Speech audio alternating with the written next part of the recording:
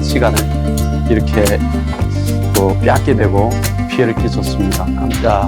그러나 제가 오늘 새벽에 기도하면서 오늘 이 본문을 잡고 하나님 앞에 내 마음속에 감동되었던 것을 간단하게 짧게 말씀을 전하고자 합니다.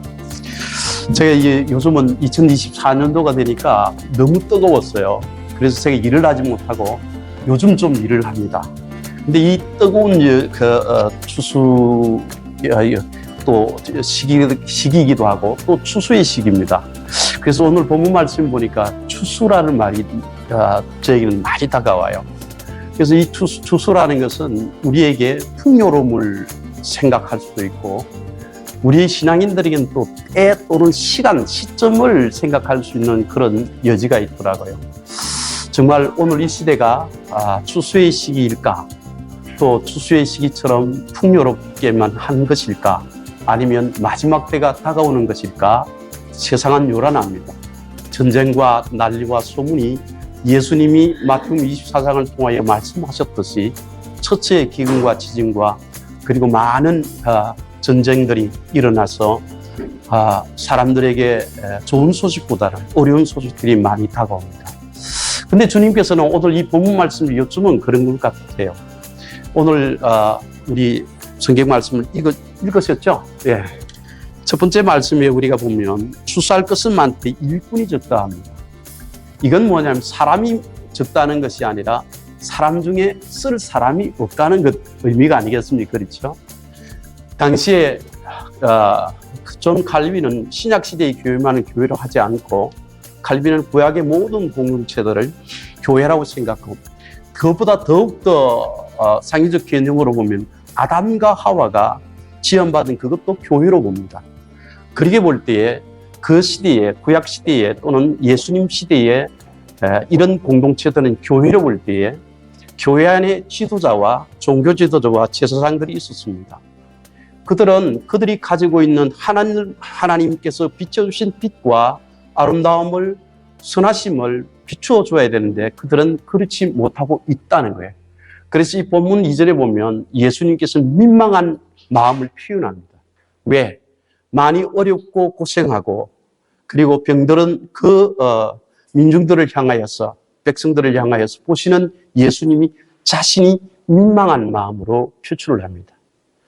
그러시면서 오늘 이 본문만이 엮어지면서 하시는 말씀이 추수할 것은 많은데 일꾼이 적다는 거예요. 이 말을 들을 때 저는 마음속에 어떤 생각이 들었냐면 그 수많은 사람들, 그때 당시 종교 지도자들이 얼마나 위대합니까? 그리고 자기들이 가지고 있는 그 정치적 권력과 그리고 부의 축적들을 통해서 많은 사람들에게 이로움을 주기보다는 도리어 그들이 자기의 어떤 것을 채우는데 급급하지는 않았을까 해보면 오늘 우리들의 시대하고 그렇게 다른 것이 없다는 생각을 좀 하게 되더라고요. 그래서 주님은 오늘 이 본문 이전에도 말이지 목자 없는 양같이 이런 표현을 합니다. 그 시대가 정말 목자가 없었을까요? 지도자들이 없었을까요? 그런데 주님은 말씀하신 목자 없는 양 같은 시대라 보시는 거죠. 그러시면서 제자들에게 말씀하시는 것이 오늘 이 본문 말씀입니다. 오늘 우리 주님께서는 추수할 것은 많되 일꾼이 적다고 말씀하신 것은 하늘나라의 교훈과 지도자적인 빛의 역할을 하도록 시험받은 제사장과 종교 지도자들이 제 역할을 감당하지 못함으로 인하여서 많이 그 시대에 진정한 교회가 교회로서 역할을 감당하지 못하고 있다는 것을 질책함으로 들어보면 오늘 저와 여러분은 교회입니다. 오늘 우리는 어떨까라고 하면 한번 깊이 생각해 볼 수 있다고 생각합니다. 또한 추수를 생각하면서 생각한 것은 풍요로움처럼 대비되고 있는데 이 풍요로움과 더불어서 오늘 이 본문 말씀을 전후를 살펴보면 황량함을 느낄 수 있어요. 너무나도 황량한 거예요. 왜? 사람들이 그렇게 도움이 필요하고 절실한 민초들이 있는데 그들에게는 다가가는 손길들이 없다는 거죠. 다시 말하면 그들에게는 하나님의 입술로 전하는 말씀은 있지만 그들에게는 진실이 상실되고 있다는 겁니다. 오늘 이 시대의 우리의 모습들이 우리 교회들의 모습과 비슷하다고 생각이 들더라고요. 그래서 저는 이 본문의 말씀을 일꾼이 적다는 것을 다시 곱씹어 보니까 애타는 주님의 음성처럼 들립니다. 그 음성이 구약시대의 구약 말씀으로 보면 이사야 6장 8절에 주님께서 말씀하십니다. 주께서 이르시되 내가 누구를 보내며 누가 우리를 위하여 갈꼬 라는 탄식의 말씀이 저에게는 꽂혀집니다. 이 말씀과 그 말씀이 무슨 차이가 있을까요? 예수님이 오늘 그 자리에 있는 제자들을 직접 파송할 수도 있고 사람을 세우실 수도 있는데도 불구하고 주님은 우리에게 구약시대나 신약시대나 인격적으로 다가옵니다. 누가 우리를 위하여 나를 위하여 가고 내 말을 전할 자가 과연 어디 있느냐는 거죠. 과연 외치는 자가 없었을까요? 그러나 그들에겐 충실한 진실하고 신실한 충실한 일꾼이 적었다는 것이죠. 진리의 외치면은 침묵하고 자신들의 위기 질서에 대하여는 부끄러움 없이 그리고 담대하고 난폭하게 행동을 취하는 종교 지도자들. 오늘 우리의 모습들과 너무나도 동떨어지지 않는다는 사실을 많이 생각하면서 오늘 본문 전후에는 주님께서 그들을 목자라 하지 않았다는 사실에 또다시 놀랍니다. 종교 지도자들을 향하여서 그때 당시 제사장들을 향하여서 목자 없다고 그럽니다. 진정한 오늘 이 시대의 과연 목사의 상은 오늘 우리에게는 어떤 모습으로 매김되어 있을까라는 생각도 새벽제단에서 하게 되었습니다. 그래서 사람이 없음이 아니라 일꾼이 없으시다는 것을 분명히 말씀하시오. 사람들이 자기 자신을 죽게 세우지만 그들의 생활로 신실함을 보여주어 삶으로 실천하는 사람들은 적다는 거죠.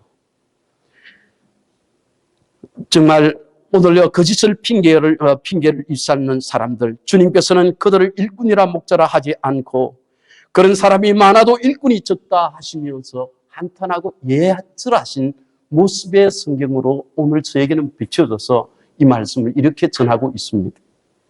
그 거짓됨이 핑계가 되고 정작 파멸과 파괴를 일삼고 있는 이 오늘날 우리들의 현실을 볼 때에 정말 눈물을 흘려야 되지 않을까. 이제 주님은 38절에 우리에게 마지막 절에 이렇게 결론적으로 말합니다. 그러므로라고 합니다. 결론적으로 그렇게 말합니다. 그러면서 우리에게 한 가지 짐을 부여하십니다. 주님은 보내심을 받은 자이기도 하고 보내실 수 있는 분이신 분이 성부, 성자 하나님이신 예수 그리스도이십니다. 근데 그분은 자신이 보내실 수 있는 자격이 있으면서도 항상 자신에게는 뭐가 있느냐면 그 어떤 선이 있는데 그 선을 넘지 않습니다. 아버지와 아들로서. 그리고 아버지와 아들로 그리고 보내실 수 있는 성령이라는 그분에 대해서도 결코 경건만동하거나 약화를 시키지 않습니다. 선교 현장에 가보면 많은 사람들이 있고 많은 일들이 있고 수많은 섬김과 봉사가 있지만 그들 가운데 아쉬움이 하나 딱 나타납니다. 그게 뭘까요? 하나님을 영화롭게 한다는 측면에서의 어떤 모습. 다시 말하면 충실하고 신실하고 진실한 사람이 없다는 것을 결론을 맺을 수 있습니다. 오늘 지선교라는 선교라는 것은 보냄을 받는다 또는 보냄을 받았다. 우리는 보냄을 받은 자요 또는 또한 우리들이 또 다른 사람 파송하기도 할 수도 있습니다만 우리가 진정으로 파송하고 또 보냄을 받거나 보내심의 은총을 입었다 할지라도 우리는 잊지 말아야 될 것이 하나 있는데 예수 그리스도를 통한 선교자의 자세입니다. 다른 어떤 것들은 여러분이 다 알고 있습니다. 선교가 뭐냐, 무엇을 하면 어떻게 되느냐, 어떤 이익이 나면 다 알 수 있습니다. 그러나 그 모든 것 가운데 그 사람의 마음속에 아버지를 영화롭게 할 수 있느냐라고 물을 때에 답이 있다고 봅니다. 오늘 주님께서는 우리에게 말합니다. 주님이 분명히 이 세상의 모든 생과 사에 천지 만물을 만드시고 아버지의 계획과 뜻에 따라 직접 손으로 지으신 분이 누굽니까? 우리 주 예수 그리스도십니다. 그분이 있으면서도 충분한 자격과 권위와 능력을 가지고 있으시면서도 그분은 아버지의 자리를 항상 내어놓습니다. 오늘 우리의 모습들이 그렇게 비추어져야 되지 않을까? 선교의 현장 속에서 수많은 어떤 일이 있어 그 마지막 단계에 아버지를 생각하고 그 영화를 생각해 볼 수 있다면 우리의 선교는, 이 지선교는 은혜라는 말, 그레이스라는 말을 썼다니 진정한 은혜를 아는 자의 선교입니다. 진정한 은혜를 아는 자는 결코 자신의 어떤 것으로 생각으로 지어 선교를 하지 않습니다. 하나님의 뜻과 하나님의 말씀을 따라 순종하며 그 일을 가는 사람입니다. 그리고 자신이 기도합니다. 왜냐하면 주님은 분명히 이렇게 말합니다. 너희는 주인에게 구하라는 거예요. 우리는 잊지 말아야 될 것입니다. 지선교회가 이 지역과 시대 속에 하나님 나라와 세계 속의 선교의 역할을 감당하기 위해서는 우리는 잊지 말아야 될 것 하나 있습니다. 우리의 요구를 들어주시고 그분이 보내신 자가 진정한 선교사요 선교이며 그분이 하시는 일을 하는 것이 그리스도인의 자세이고 그리스도인의 삶이라고 봅니다. 그렇다면 오늘 주님이 우리에게 말씀하시잖아요. 주님이 직접 하시지 않고 너희가 기도하라. 누구에게요? 아버지께. 주인에게 기도하라. 일꾼이 적으니 일꾼을 보내달라고. 우리 주님은 이 기도의 짐을 우리에게 맡기셨듯이 오늘 우리 지 강남 선교회가 이 기도의 짐을 지고 그것이 우리의 다인 몫인 십자가일진데 이 지역과 이 시대에 특히 이 한국의 뉴욕과 같은 이 맨하탄과 같은 이 강남 지역의 이 지하에서 저들을 위하여 기도한다면 이 아스는 이 바벨은 무너지고 하나님 나라가 이루어지리라 믿습니다. 그래서 주님이 우리에게 요구하신 말씀이 무엇입니까? 주인에게 일꾼을 요청하라는 것입니다. 이 말씀 부여잡고 그리고 그 부여잡은 마음속에 내가 아니라 그 모든 자리에 우리 주님의 영광과 아버지의 영광을 주님의 자세처럼 그래서 주님이 요한복음 17장을 통하여서 아버지께서 나를 영화롭게 하였듯이 하나님께서 이 모든 우리를 성공과 실패의 영광의 차례는 주님이 하신다는 믿음으로 다시 일어설 수 있는 저와 여러분 되시길 간절히 바랍니다. 기도하겠습니다. 하나님 아버지 감사합니다. 우리의 가슴을 다시 한번 쉬며 돌이켜보면 우리는 거짓된 자요 부족하고 너무나도 그 시대의 교회의 모습과 조금도 동떨어지지 않습니다.